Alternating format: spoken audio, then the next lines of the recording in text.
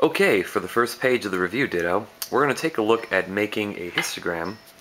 And on this page here we have a list of numbers. 22 students from a 9th grade class kept track of how many minutes they spent doing homework in one night. And here are the results.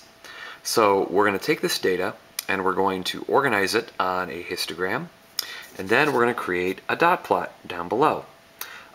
We also have enough information to make a box and whisker plot. And we did a little bit of box and whisker plot the day before, so we're going to be adding that to the bottom of this too. So this would be a great time to pause the video and take your time to sort the numbers in order. Now, sorting the numbers in order is really going to help with the box and whisker plot. So press pause, and then the numbers will be sorted when we're done. All right. So now that the numbers are sorted, I've already done this on another copy of this ditto, and the numbers go 2, 2, 4, 5, 5, 8, 8, 11, 13, 14, 21, 24, 24, 25, 25, 27, 29, 4 30s in a row, and 35. And I'm sorry for the blurry quality of the video camera, but again, you can pause and rewind this, play this video again.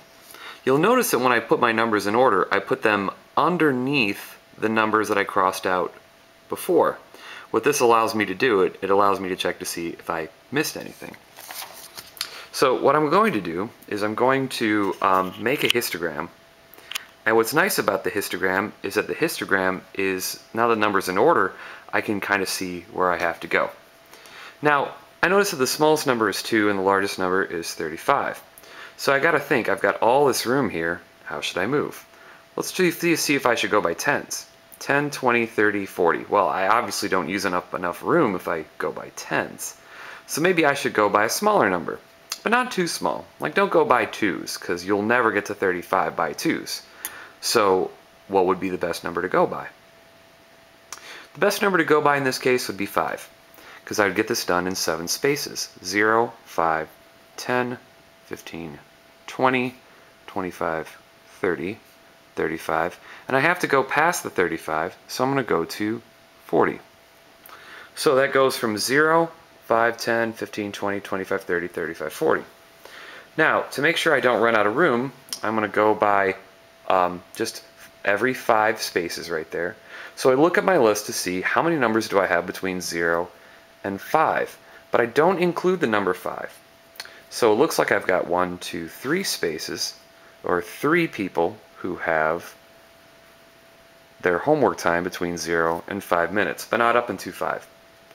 Now we're going to put a 3 on the top of it because that will be an easy reference for me when I grade this to see how tall the bar is. How many between 5 and 10, not including 10? Well, that will be 4. So I'm going to make that 4 units tall as well. How many between 10 and 15, not including the 15? Well, that's going to be 1, 2, 3. So far, so good. Now you can choose to color in your boxes if you wish, but this is satisfactory.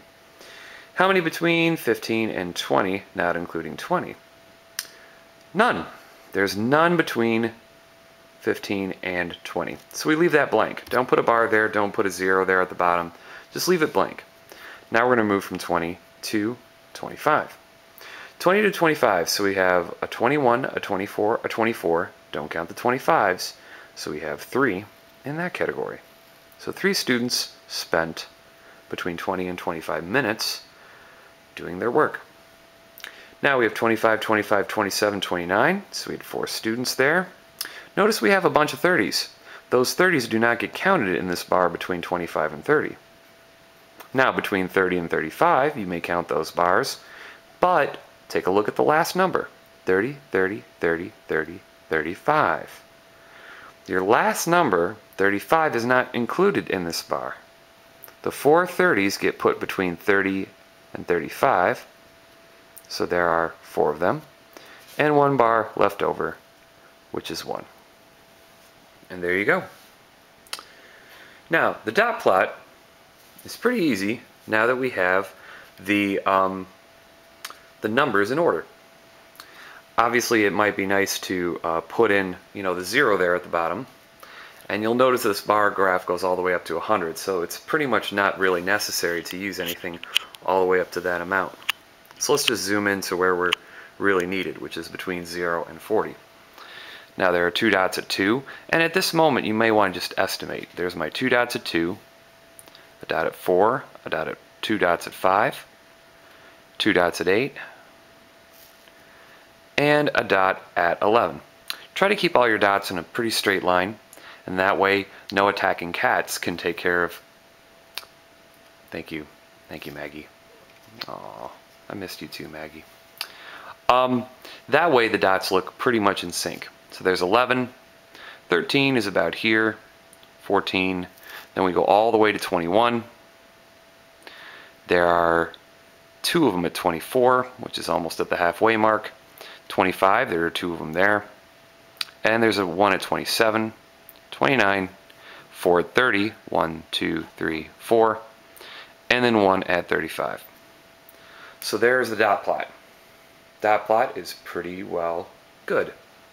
Now we're going to back this up and talk a little bit about the box and whisker plot.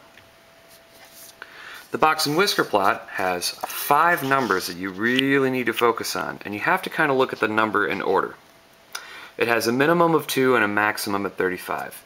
So on our number line here, and we're going to make the box and whisker plot below the number line, that our start of the box and whisker plot is going to be around 2. So that's going to be a little bit after the 0. And our end of the box and whisker plot is going to be at 35, which is halfway between 30 and 40. Now we need to find the median. We have 22 students. 22 divided by 2 is 11. So between the 11th and 12th student, for an even numbered set of data, that's where the middle is going to be. 1, 2, 3, 4, 5, 6, 7, 8, 9, 10, 11. I want to draw a line right there between the 21 and the 24. Now, I should check to see if there's 11 numbers on either side, which there are.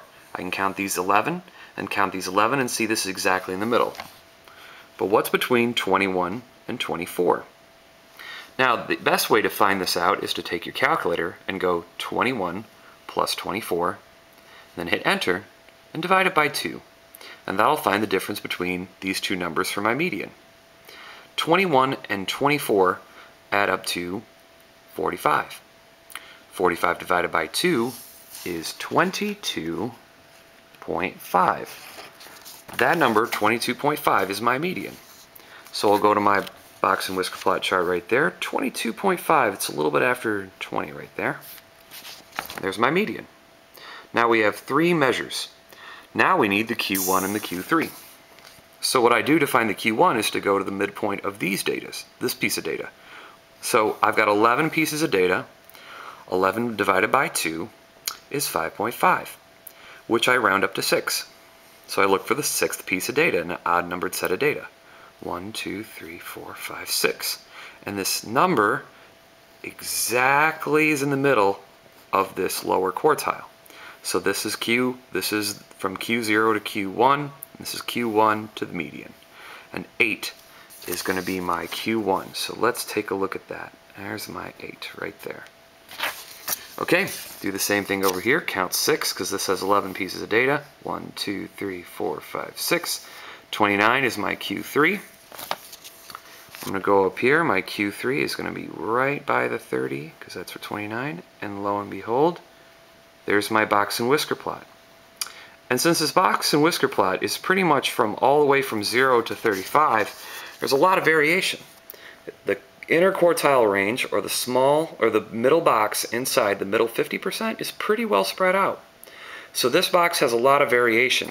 Even though I made my number line all the way to 100, if I just look at that piece of information, you can see that there's a lot of variation within that box and whisker plot. And that ends the first page.